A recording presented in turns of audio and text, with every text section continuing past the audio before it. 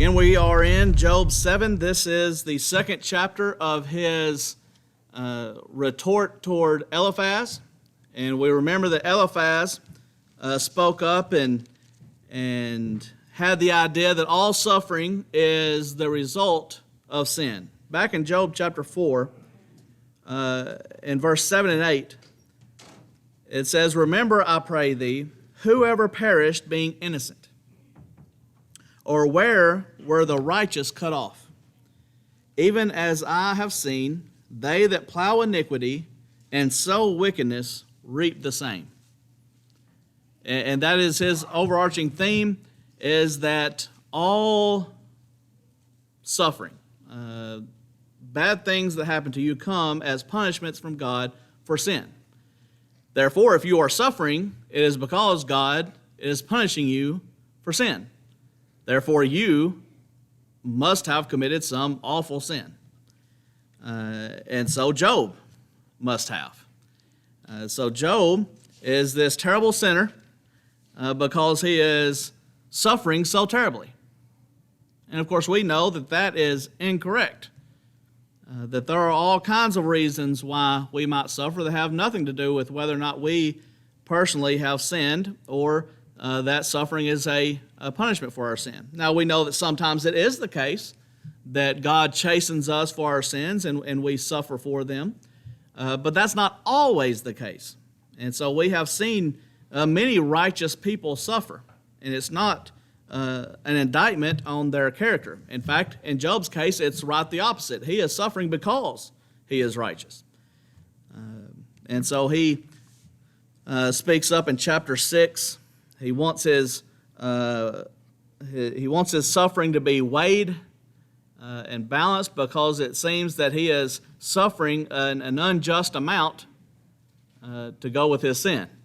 And he also desires, verses 5 through 13 of chapter 6, that he would go ahead and die, that his suffering would be over, that God would allow him or just go ahead and take him on to eternity. And then he speaks up about his friends and how they should have shown kindness to their friend Job, even if it was the case that he had forsaken the fear of the Almighty. They should have been more kind about it than what they were. And he tells them to show me my sins. In chapter 6 and verse 24, "Teach me, and I will hold my tongue. Cause me to understand wherein I have erred. How forcible are right words. But what doth your arguing reprove?" Literally, what does your reproof reprove? What are you telling me to fix in my life? Show me what my sin is so I can repent of it, and this suffering will be over if that's the case. But they can't do that. And so he continues on in chapter 7, in verses 1 through 10, he speaks about how he is appointed to suffer.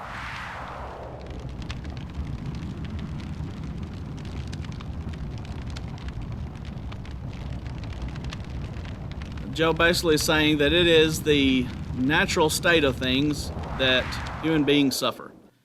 Is there not an appointed time to man upon the earth? Are not his days also like the days of an hireling? This is speaking about what's happening to Job is the natural order of things. Now, we can see that we all go through suffering. In fact, in 1 Corinthians 10 and verse 13, it says, "No temptation hath taken you, but such as is common to man." It is common to man to suffer. And Job says, it seems to be it's my turn. As a servant earnestly desireth the shadow, and as a hireling looketh for the reward of his work, so am I made to possess months of vanity, and wearisome nights are appointed to me. And so his life is like a slave, and he is chained to this suffering. That this is just what he's going to have to go through all night, all day.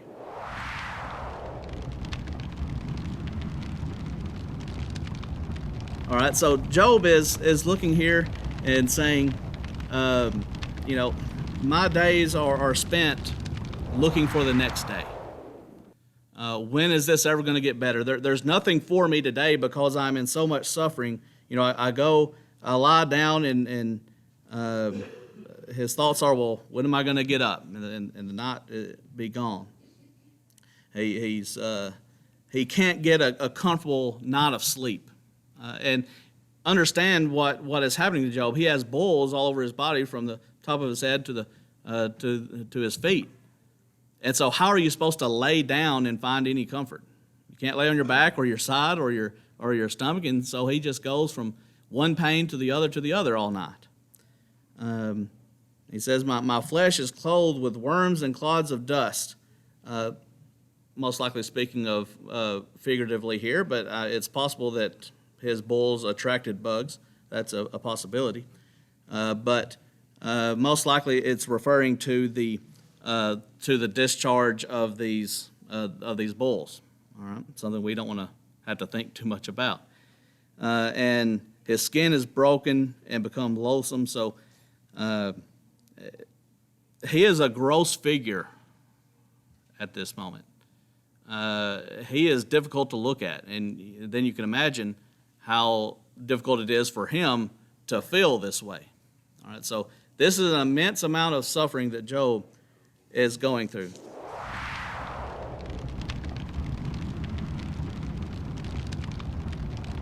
My days are swifter than a weaver's shuttle.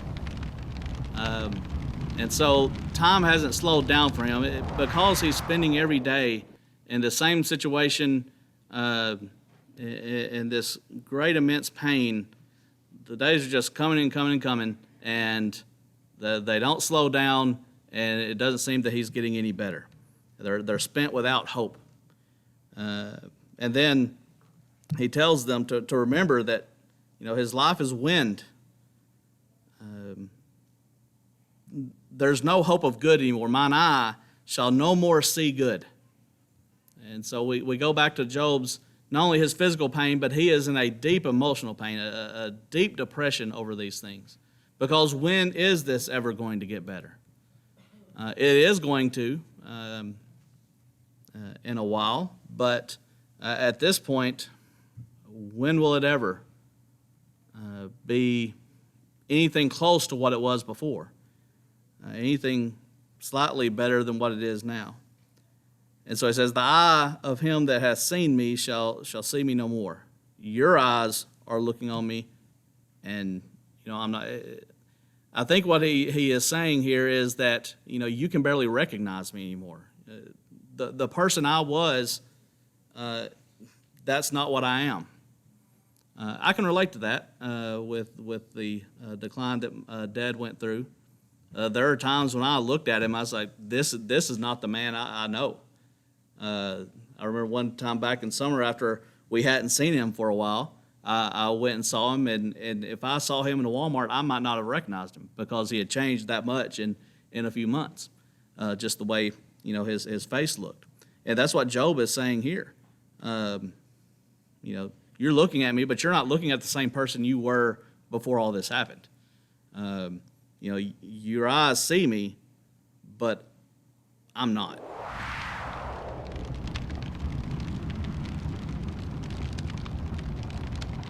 As the cloud is consumed and vanished away. That's how he's describing his life, especially here his physical life. The one that goes down to the grave shall come up no more. Now, he's not speaking about the resurrection because later on he talks about how there's going to be a resurrection, and he'll see his Redeemer in the latter days. But he's just talking about how his body is going to go into the grave and is going to dissolve like a cloud does. It's going to vanish away. You're not going to go back to your house. Things aren't going to get better. And basically he's saying that's the point where I'm at. There's nothing left for me here except to go to the grave, going back to what he said before, that he wishes that his life would just be over, that God would go ahead and strike him down. Now Job pleads for his friends to leave him alone. They're not going to, but that's what Job wants at this time. I will not refrain my mouth. I will speak in the anguish of my spirit. So, it seems that Eliphaz speaks up in the first place because of how much anguish Job expresses in his opening remarks back in chapter 3. And he seems to be answering that, and he begins his speech by telling them to be stronger and to not faint among these things. And so Job, I believe, here is returning to that original thought of Eliphaz and saying, I'm going to speak in the anguish of my spirit. Why shouldn't I speak about the pain that I'm going through? Because he is going through so much. And so he's not going to refrain his mouth from doing those things. Am I a sea or a whale that thou settest a watch over me?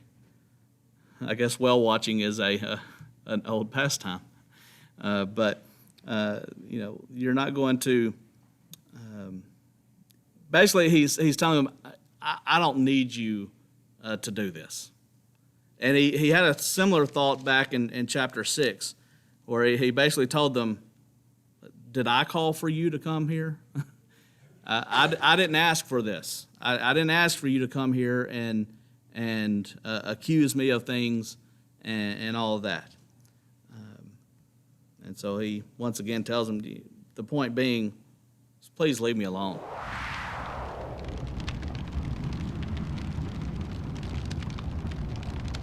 So he says, this will make me feel better. All right, if I just go to bed, lay down, my suffering will ease a little bit. And then he finally goes to sleep, and he's scared by dreams. Then he says in verse 14 rather, where am I? Verse 14. Then thou scarest me with dreams and terrifies me through visions. Now that's what Eliphaz told him, is that he had this dream that indicated that Job had sinned so grievously that this is punishment from him. So even if he had a little bit of physical comfort, now his friends are coming and causing more emotional distress upon him. And the result of what Eliphaz has said to Job is that my soul chooses strangling. I would rather have death than life. Job was already in that mindset, and then Eliphaz strengthened that mindset by his supposed vision that indicated that Job needed to repent of some sin.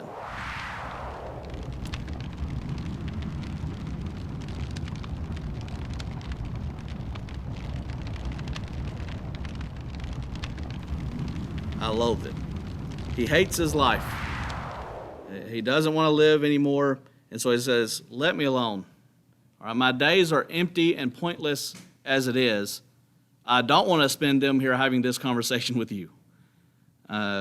So please just let me alone. What is man that you magnify him? Well, what is your point here?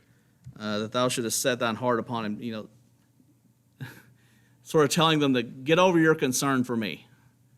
I'm all right. Just leave me alone. And that thou shouldest visit him every morning and try him every moment. And so how long wilt thou not depart from me, nor let me alone till I swallow down my spittle? Or are you waiting for me to choke on myself, basically? Is that what's going to make you finally go away? And so these are some fairly frank words he has for his friends here. That now that they've started this, where they're going to accuse him of sin and start in on all that, he doesn't want them there. They're just causing more distress to him.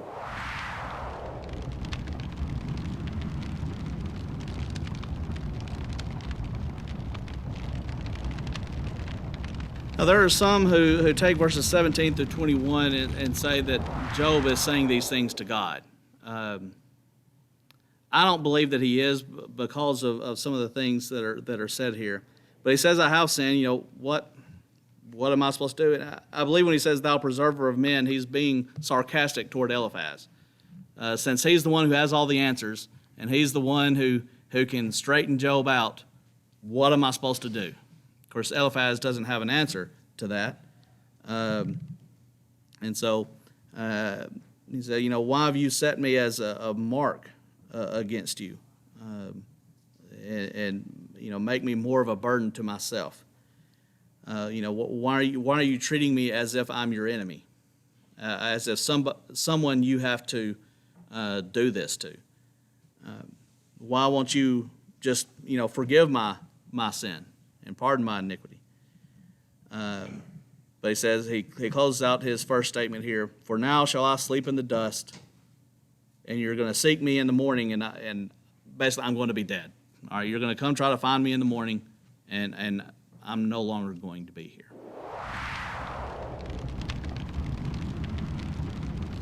All right, and so the word temptation can mean a temptation to do evil, or a suffering, and really suffering, as we see in Job. Suffering is a temptation to do evil, to forsake God and things like that. In the context, it actually could refer to either type of thing, because he's talking about the wilderness wanderings where they had to go through adversity and struggles, and those struggles caused them to forsake God and to doubt Him and to do all kinds of evil things. As verses 5 through 10 especially tells us. And so it tells us in verse 11, now all these things happened unto them for examples, and they are written for our admonition, upon whom the ends of the world are come. So we should not follow after the same example of the Israelites in the wilderness who let adversity destroy their faith. And so there had no temptation taken you, but such as is common to man.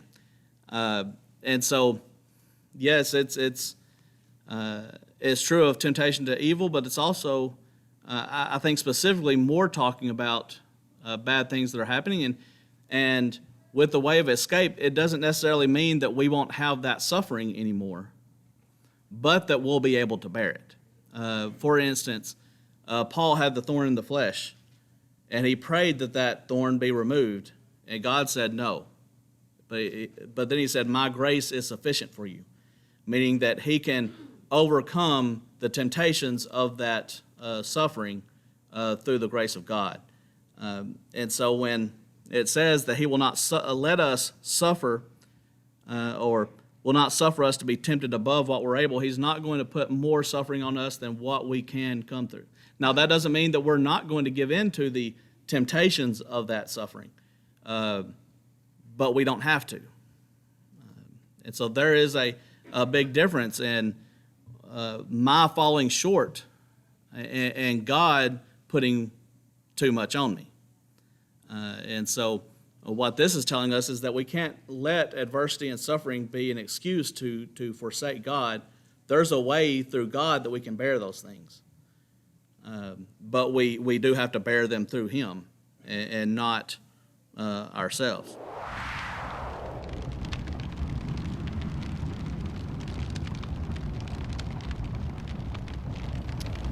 Absolutely, that's what Job does here. Is now it's possible for him. We can't just say anything we want to say if it's untrue and is blasphemous toward God, and Job never does that. His friends do unintentionally because they have a wrong view of how God's role in suffering and things like that. But yes, it is acceptable for us when going through these types of things to talk about them, and not everything has to be great when it's not. Okay, and so we have these moments in our lives where we need to talk about the difficulties that we're going through, and we need to remember that as comforters as well, that people are allowed to feel the way they feel over their grief. It's okay for them to be devastated by terrible things. it's also okay for them to not be devastated by them. As comforters, we should accept that. And sometimes people say things that we know aren't right or not what they'll think and feel when, the suffering is over or, down the line. But, we should allow people to say what's on their mind and to express themselves. And God allows us to do that. And this is not the only time. You read through the Psalms, and many of those Psalms are about, especially many of the Psalms of David before he became king, like when he was running away from Saul, and then later on when he was betrayed by those around him. He has some very straightforward questions to God about why are these things happening. But later on he comes to an understanding of them. And so, yes, God allows us to do that. It allows us the space to feel what we feel.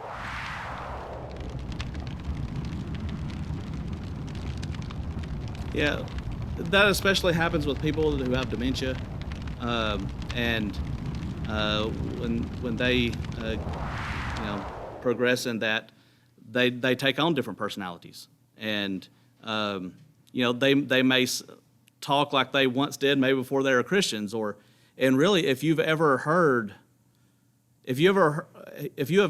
those words, when you're not in control of what you're saying, those words are going to come out.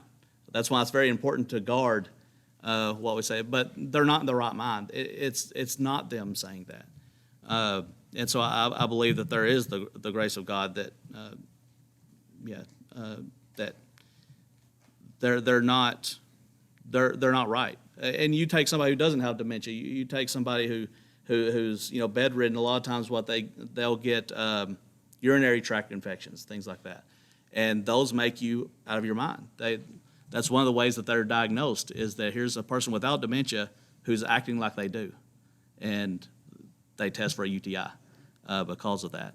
And so there are things that go on in our body that affect the physical makeup of our brain, the chemical reactions in our brain that we have absolutely no control over.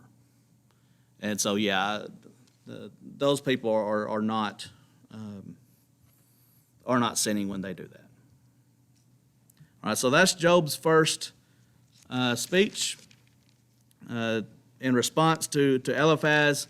Next week we will look at Bildad and what he has to say about Job, and probably get into a little bit of Job's response as well.